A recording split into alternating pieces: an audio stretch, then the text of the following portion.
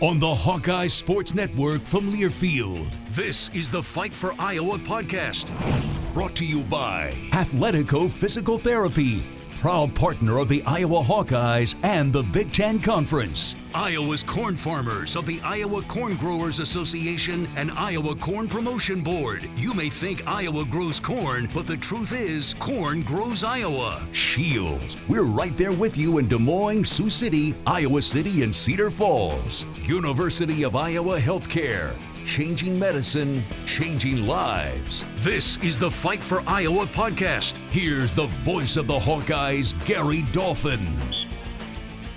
It's tournament week for NCAA and NIT basketball. We'll spotlight the dates and opponents, plus look at the wrestling nationals. In addition, Hawkeye baseball and softball open Big Ten Conference play.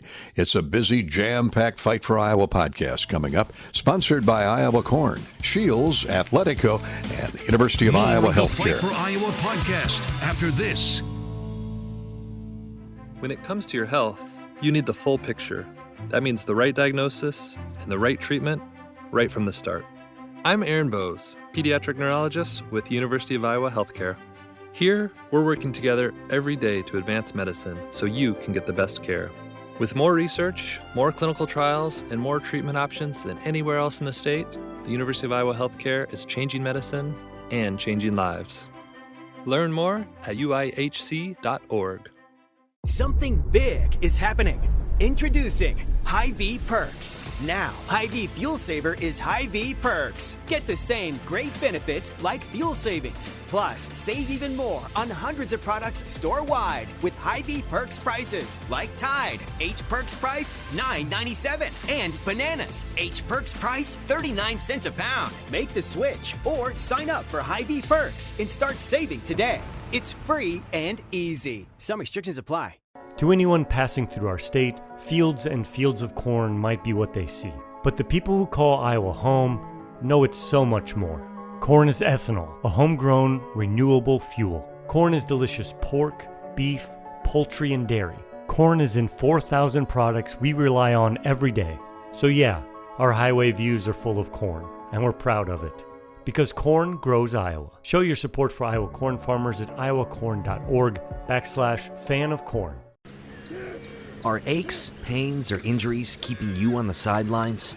At Athletico, our movement experts are here to help you turn your setbacks into comebacks and create a personalized game plan for your recovery. With no prescription or referral needed, Athletico Physical Therapy is where your comeback story begins. Get started today by scheduling a free assessment at athletico.com. Proud partner of the Iowa Hawkeyes. Now back to the Fight for Iowa podcast. Here's the voice of the Hawkeyes, Gary Dolphin. As expected, All-American Caitlin Clark, that fabulous senior class, and the Hawkeye women's basketball team are a number one seed as the tournament gets ready to take off. Iowa will face the winner of 16 seeds, Holy Cross, and Tennessee Martin later this week. Joining them in Iowa City are 8 seed West Virginia and 9 seed Princeton. Check with your local listings to find out on what day and what time the Hawkeyes play. The men are in the NIT tournament. We'll have more on that a little bit later on. The Hawkeye wrestlers secured 5 top 10 bids, headed to the NCAA championships in Kansas City later this week. Number 3 seeds include 125-pounder Drake Ayala and 141-pound Real Woods. Other top 10 seeds include Michael Caliendo at 165. He's a 6th seed. 7th seed Zach Glazier will wrestle at 197. Others headed to the Nationals include Brody Teske at 133, Caleb Rathjen at 149, Jared Franick at 157, Patrick Kennedy at 174, and Bradley Hill at 285 pounds. We cross paths with Hawkeye Athletic Director Beth Goetz at the Big Ten basketball tournaments in Minneapolis. Goetz has been on a fast track from Cedar Rapids to the Twin Cities for women's wrestling and hoops, with Iowa City and Kansas City on her radar in the coming days. Goetz wouldn't have it any other way in her first year of running the athletic department. Well, you can't really script a road tour any better than that last one turned out. I mean, obviously, the battle to win the championship and having so many of our fans, again, I mean, Carver North, as Coach Bluter likes to call it, but it was a wonderful 3 days. Just so excited for Coach and the team. I heard somebody comment the other day, well, what's going to happen when Caitlin leaves? Is the building still going to be full in Iowa City? And I thought to myself, yeah, based on Lisa's longevity and the performance that she does year after year after year and finding the right fits, there'll be a lot of sellouts. I absolutely think so. Our fan base, one, they're incredibly knowledgeable about the game. And one of the things I think this team has done so well over the last couple of years, and Coach Bluter over the course of her career, is, they're showcasing the game, showcasing these great players. And there's another one to come, right? And of course, Caitlin is in a league of her own and just incredibly special. But who doesn't want to come back and watch what Hannah Stolke does? And we've got a top-ranked recruiting class coming in next fall, and that's going to continue. So I think what their legacy is, what her legacy is, that whole senior class, is just really the growth of that excitement on our campus and across the country. Clarissa Chun, the USA Today Woman of the Year at the University of Iowa for the state of Iowa. Boy, what a medal that is to put in your jewelry box.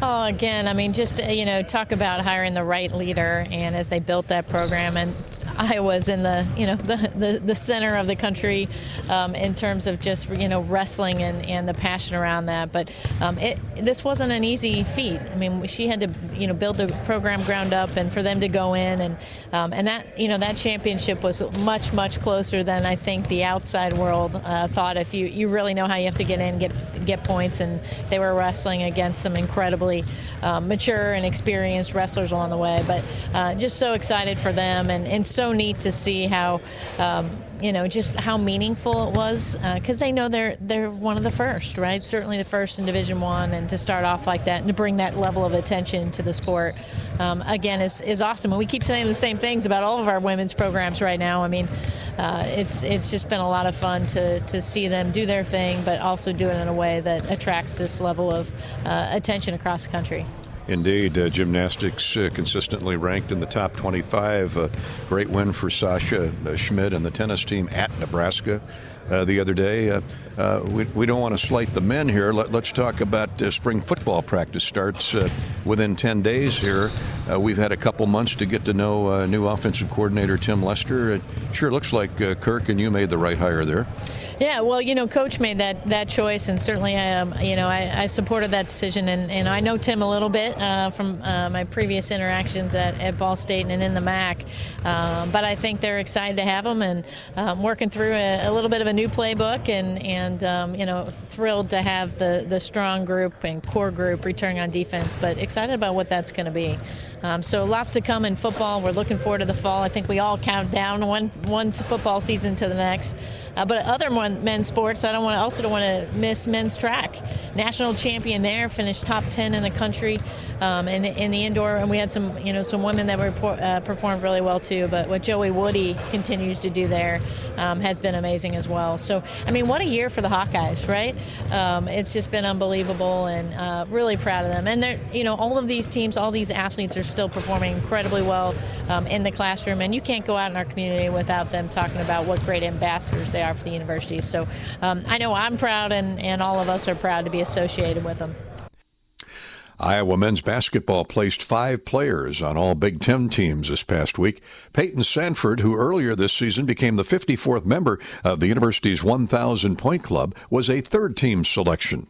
Yeah, it's been really up and down just for everybody as a group, and we've had a ton of good wins, some bad losses, and I think the thing that's made us put us in this position where we can still find our way into the tournament is that we've never backed down from a challenge. We've had our backs against the wall, it feels like, almost the whole year since that 5-5 start, but we've just continued to work and continue to just keep getting better, and every opportunity we've been ready to go, and we're going to have more opportunities this week. I think we're really excited about that. So we could have done a lot better, and honestly we could have fallen apart. So we're happy to be here, and we're really excited for the opportunity.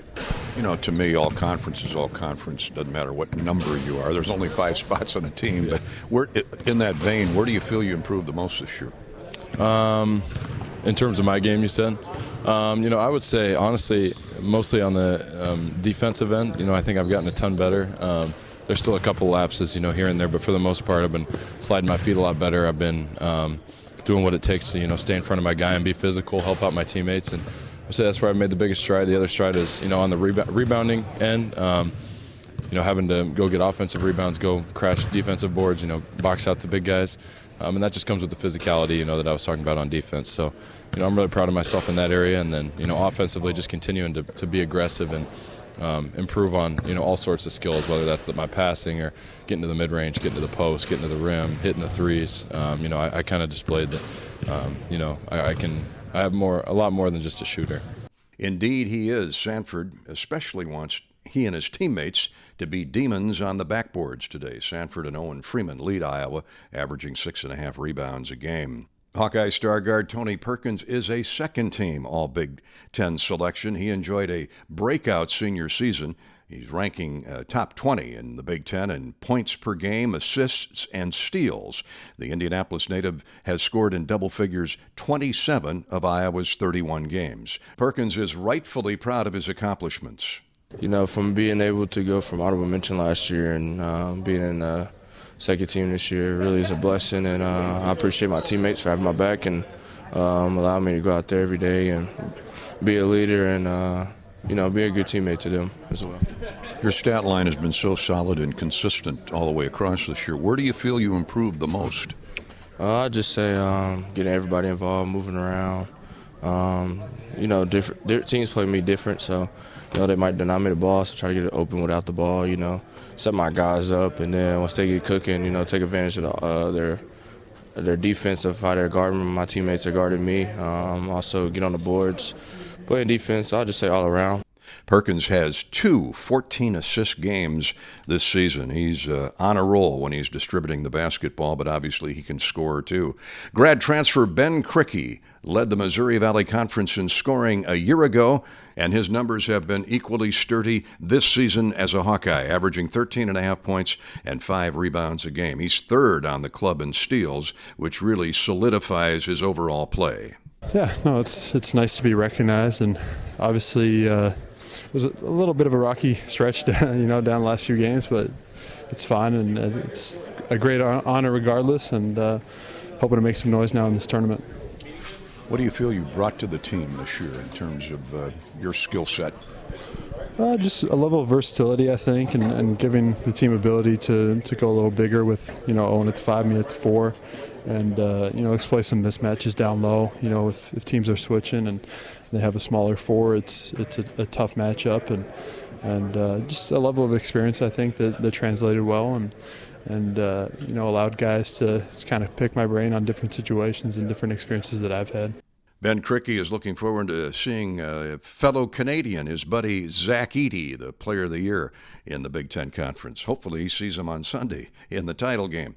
2 fixtures of Iowa basketball's future are Owen Freeman and Josh Dix. Freeman, the Big Ten Freshman of the Year, has had a sparkling debut, averaging 10.5 points and 6.5 rebounds. Freeman is the second Hawkeye in school history to earn Freshman of the Year. Jess Settles was so honored in 1994. Yeah, I give all credit to God. Without him, I wouldn't have these accomplishments, and it also just shows that the hard work's been paying off. So, I'm super excited. What piece of the hard work have you been delivering the most, the fruits of your labor? Yeah, I feel like for me it's confidence, just being able to trust my abilities and trust what God's given me, and just go out there and just play basketball and not have to worry about anything. So that's the biggest piece that has really clicked with me and allowed me to just be who I am. Pretty good teammates too, helping you. Oh, definitely, of course. They get me the ball, and they're just great guys and just great players all around. Hawks are going to be playing postseason somewhere, and I know that gives you extra motivation, not only to finish off this year, right, but look forward to the future. Oh, definitely. We're not done yet, and we got some things we want to accomplish, definitely in March, and just looking forward. We have a good group of guys, and I'm excited for March and just see how far this team can go. Freeman at 6'10", 230 pounds, is shooting 63% from the field. He loves to hang out around the basket. And let's talk about Josh Dix, honorable mention all-conference. This after suffering a broken leg his senior year in high school, recovering from that, seeing spot duty play a year ago as a freshman for the Hawkeyes, and now an all-conference artist. Oh, yeah, for sure. I mean, it's been a long season, it's felt like. I mean, kind of broken down into little bits, but, you know, it's been a good learning point from the start of the year till now. I feel like, you know, my teammates just kind of kept me confident and the coaches just believed in me, so. What part of your game, since you become a starter, I know you're averaging well into double figures. You've had a run of consecutive 20-plus point games interrupted in the last week, but still, on balance, a solid year for you. What are you pleased most with? I would say just my confidence and aggression just went up as I started playing more. You know, my teammates and coaches, they always kind of believed in me, but it was just kind of, I needed to take that next step of being more aggressive on the court. The Hawkeyes are a 3 seed and face Kansas State in this week's National Invitational Tournament at Carver Hawkeye Arena, 8 o'clock on Tuesday night. Should Iowa win, the Hawks would play the winner of 3 seed Utah and Cal Irvine. Congratulations to former Hawkeyes Kent McCausland and Kirk Spiraw, selected recently to the Iowa High School Athletic Association Hall of Fame. Spiraw helped the Hawks win a Big Ten championship as a player during the 1978-79 basketball season and was a member of the 1980 Final Four team. Spiraw, a longtime assistant coach under Fran McCaffrey before retiring after the 2021 season, was a star high school player for Sioux City North. Kent McCausland was an elite shooter for Waterloo West before arriving in Iowa City. A 3-year starter for the Hawks, McCausland led the nation in three-point shooting at 52%. Kent was the leading scorer for that Sweet 16 team in 1999, Coach Tom Davis' final season on the bench. In baseball this week, the Hawks open up Big Ten play at Purdue, and the Hawkeye women's softball team will entertain Wisconsin as they kick off the Big Ten campaign. That's this week's Fight for Iowa podcast. Thanks for listening, and go Hawks. You've been listening to the Fight for Iowa podcast. Hawkeye fans, remember to hit the subscribe button on your favorite podcast app. Once you become a Fight for Iowa podcast subscriber, you'll automatically receive the latest episodes of the Fight for Iowa podcast, the Hawkeye Women Rise podcast, Hawk Talk replays, exclusive game content, and more. Until next time, on Iowa, and go Hawks! The preceding has been a Learfield presentation on the Hawkeye Sports Network.